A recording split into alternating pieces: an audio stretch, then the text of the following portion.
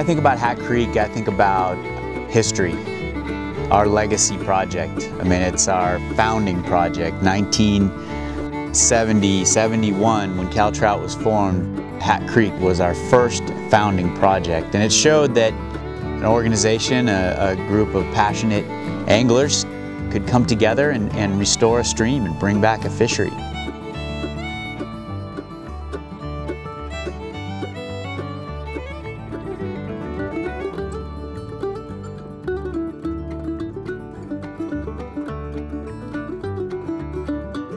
I think Hat Creek was one of the first creeks, you could argue, in the country that really embraced the wild trout management idea, that we didn't have to throw hatchery fish in, that you could have a catch and release ethic, you could have a controlled set of regulations focused on wild trout. I think people who really know their history and the wild trout movement will know that a lot of it was born, a lot of that ethic was born on Hat Creek.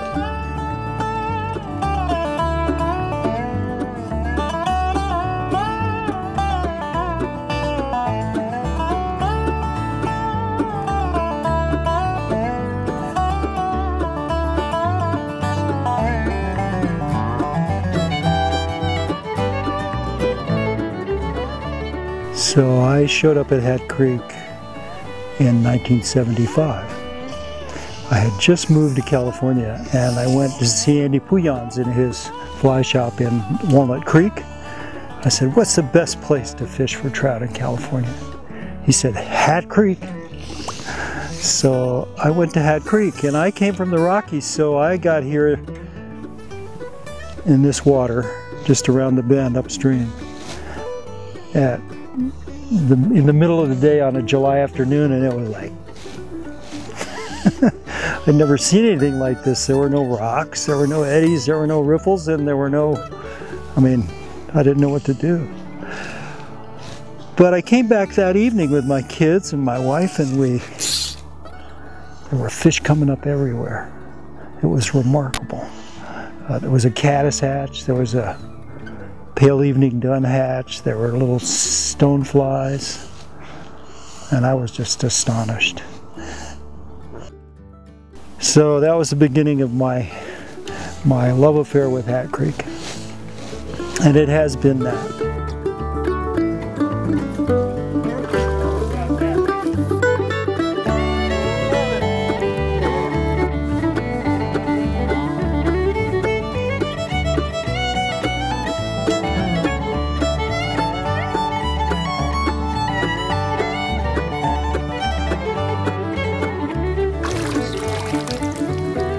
I thought I knew how to fly fish because I'd been fishing for 20 years when I got to Hat Creek, but I didn't know anything in relative terms. Hat Creek really taught me how to be a fly fisherman.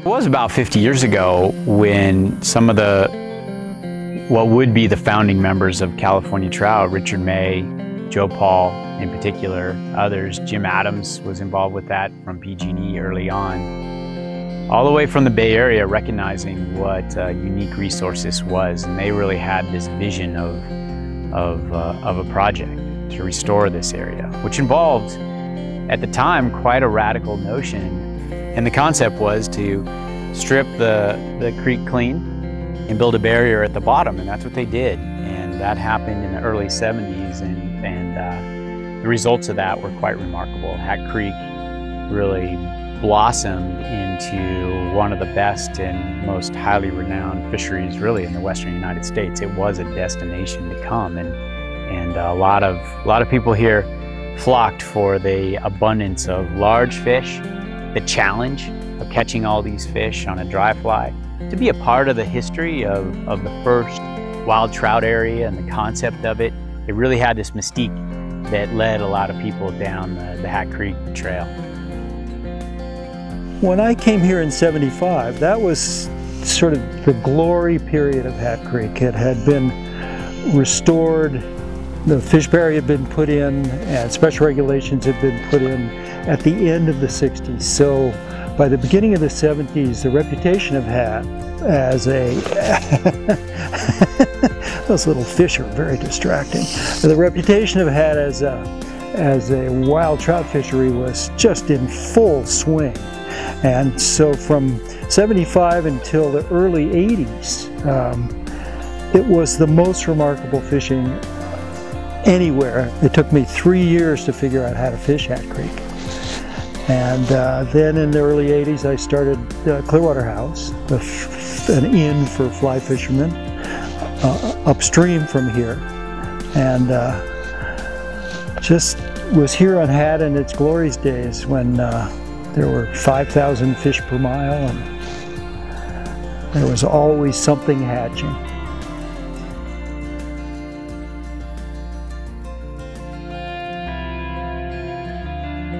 In the early 80s, we began to see this sediment down below the powerhouse riffle, these little fingers of this gray sand began to appear down there. And as the 80s progressed, the sediment moved down around the corner, around those bends below the powerhouse run and into the head of carbon. So by the middle of the 80s, there was a sediment slug in carbon that had begun to bury the weed beds and thus compromise the habitat for the bugs.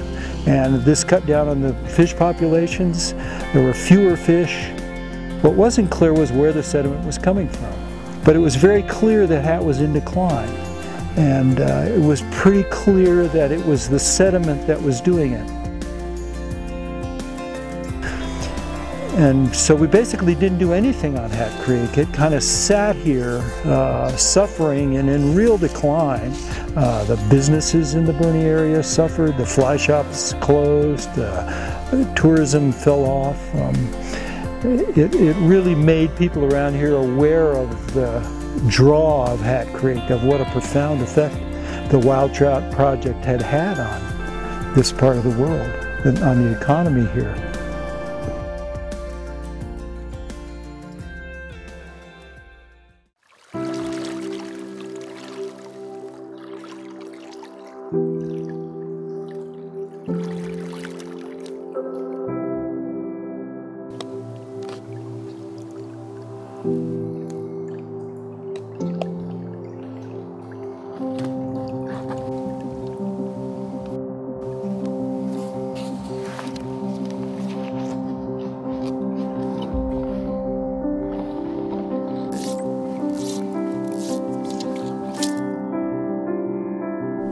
The Hat Creek Restoration Project was designed to address some of the key issues that have been affecting this stream for the last 30 years.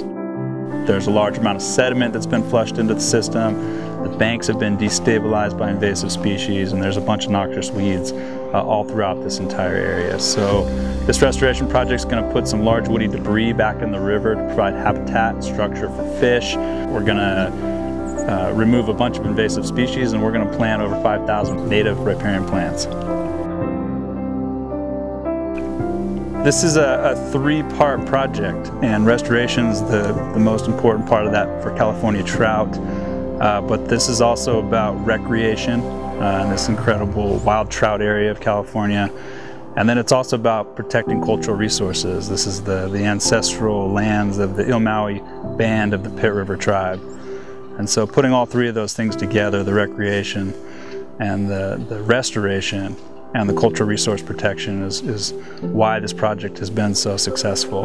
And we couldn't do it without the Lomocatsi Restoration Project, an Oregon-based organization that trains tribal workforces to restore native lands. Through Lomocatsi's Tribal Ecosystem Partnership Program, we were able to bring our program to the community, but that program is replicable, but it's the community that makes that program, gives it the vitality.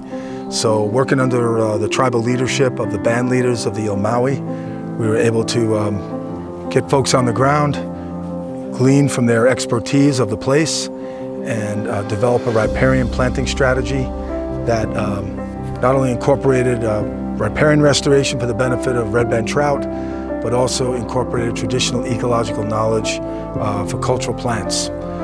35 tribal members have been employed on the project, both adult and youth. We began with an adult workforce training program and have managed 2 seasons of the Isiwa Tribal Youth Workforce Training and Employment Program, where 10 tribal youth implemented restoration work and maintenance activities along the Hat Creek Reach throughout the summer.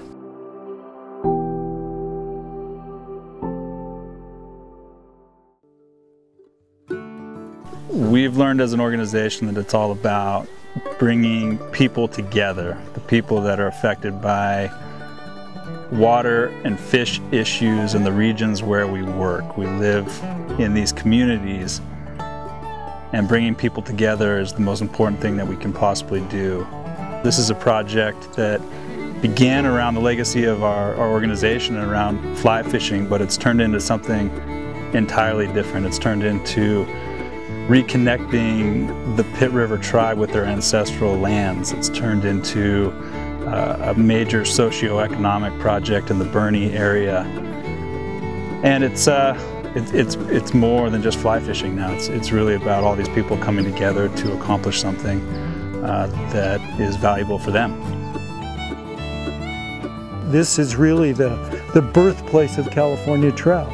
And I think it's fitting that as we approach our 50th anniversary, that CalTrout is responsible for bringing Hat Creek back to its former glory. Hat Creek for us really speaks to the heritage of California trout. We're coming on 50 years of involvement here. It speaks to the staying power that's needed to protect these places, restore these places. We started here on Hat Creek with a restoration project. We've had many in between, and we're celebrating today another large-scale restoration project. It's ongoing. It's an ongoing sense of stewardship and involvement that CalTrout has. And coming on 50 years, we think that's pretty special.